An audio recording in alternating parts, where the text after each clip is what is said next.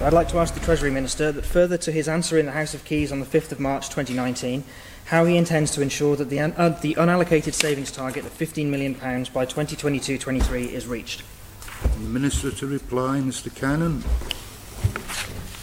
Mr President, the figure of £15 million included in unallocated savings for 2022-2023 of the Pink Book has been included to provide an indication of the variation of income and expenditure that will be required to meet the anticipated revenue impact from the expected depletion of the public sector pensions reserve at that point. It is very important that honourable members recognise that this is an estimated figure and there are a number of assumptions and underlying factors and risks, positive and negative, that can impact on the estimate. The assumptions include revenue growth from predictions of economic performance, unemployment levels and so on. The honourable member is quite right in raising this issue as one of the risks that we face. The 5-year financial forecast is based on the broad assumption that income will rise faster than expenditure, with cost control measures in place to restrict spending. In addition to restriction in growth on pay and non-paid budgets, one of the control measures has been the SAVE programme, initiated by Treasury but under the control of the Council of Ministers. As was outlined in the SAVE report to Tynwald last June, whilst we have secured a number of savings and initiated further project work with business cases to be developed, it is fair to say that securing savings through this route has been challenging and continues to be so. I am confident that further reductions and service improvements can be achieved, and I intend to bring an update on the programme to Tynwald before the end of this parliamentary year. I am also alive to the fact that this route may not deliver all the savings that we require. So logically, in the event that the SAVE control mechanism cannot fully deliver, then other measures will need to be instigated to achieve the highlighted objective, i.e. to meet the revenue gap due to the depletion of the public sector pensions reserve. As I highlighted to honourable members in my budget speech, we have a great deal to be confident about, including our higher than anticipated levels of revenue, but there are also a number of great uncertainties. For example, the impact of Brexit decisions is still unknown.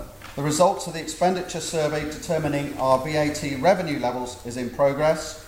We are waiting the report from Sir Jonathan Michael on future healthcare systems and funding, all of which could have an impact on our future budget requirements, both positively or negatively. The overall position, therefore, is being monitored closely by the Treasury, and the required actions and approach will be determined during the annual budgeting process. Supplementary question, Mr Hooper. Thank you very much, Mr President. I'd like to thank the Treasury Minister for that quite comprehensive answer.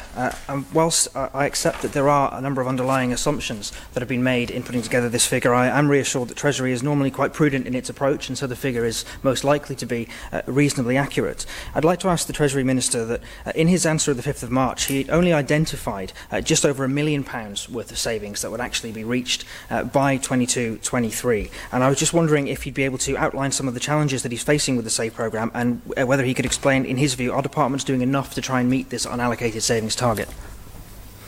Reply, sir. Well, the honourable member will recognise that outlined in the report that I gave to Tynwald last June, there were a number of measures that are currently underway, including a review into legal aid, including some consolidation, higher education consolidation within the Department for Education, an integrated bus and rail strategy that is forecast to deliver £1 million over 3 years, reviews of casual agency worker terms and conditions, introduction of Lean Six Sigma and contract review and efficiency reviews in the Cabinet Office, and also an asset management review that is undergoing work in Treasury. All these work streams themselves should deliver millions of pounds worth of savings.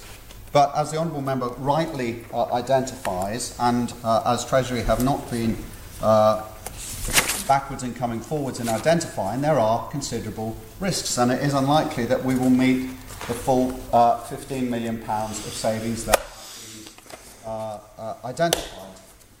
As I've said to honourable members in the budget, there are a considerable number of risks, but there are also a number of significant positives, including the above the income stream that we're currently receiving from our above budget income tax receipts and other revenue that is coming into Treasury. If economic growth continues in the way that is planned and the VAT agreement comes in as we have forecast, then I am confident that we will be in a good position come 2022-2023. However, I highlight to honourable members the risks, and I've also made clear in my budget we will monitor that closely, and we will not be afraid to take action in a budget if we feel that we are, as an island or as a government, not going to meet our commitments to ensure a smooth passage through the depletion of the public sector pensions reserve. Supplementary question, Mr. Hooper. Thank you very much, Mr. President. Again, I'd like to thank the Treasury Minister for outlining some of the challenges that he's facing. One of the things he just mentioned is there'll be a lot of active monitoring of these SAVE programme targets as they're going along.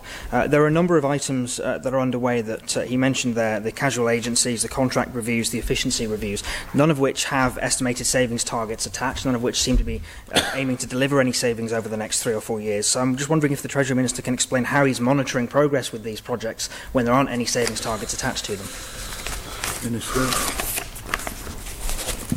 Well, we are monitoring progress. I meet regularly with those involved in Treasury with the SAVE programme to assess progress. And as I stated in my opening remarks to your question, I will give this Honourable Court an update later this year. So I am committed to coming back to delivering an update. At that point, I will be able to give a clearer picture to the Honourable Member and indeed Honourable Members as to the overall progress of SAVE, and in those particular areas which did not have specific figures attached, I will be able to come back and feedback more precisely as to what is likely to be achieved in those identified areas.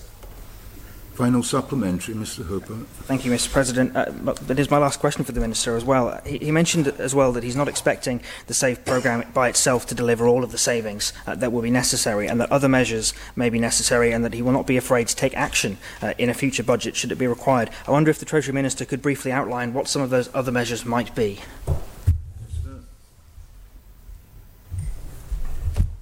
Well, as I've told the Honourable Member, I think we've been very transparent in terms of how we have set out our budgets and very clear about what the challenges are that are facing us. The Honourable Member will recognise that we've also been quite prudent in some areas about our revenue forecasts.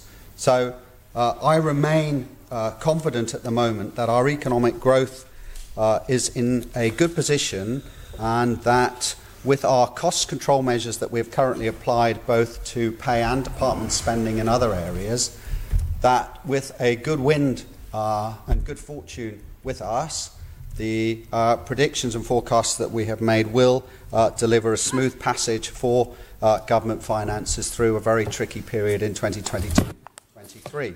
And of course, there are the SAVE programme itself, there are other measures that are taking place at the moment, other assessments being made of government spending that will in due course be brought to the Honourable Court's attention once you have clarity as to whether there are in fact further savings to be made. So there is more to be done within the SAVE programme itself. So that is absolutely one area where further cost savings or efficiencies can be brought forward.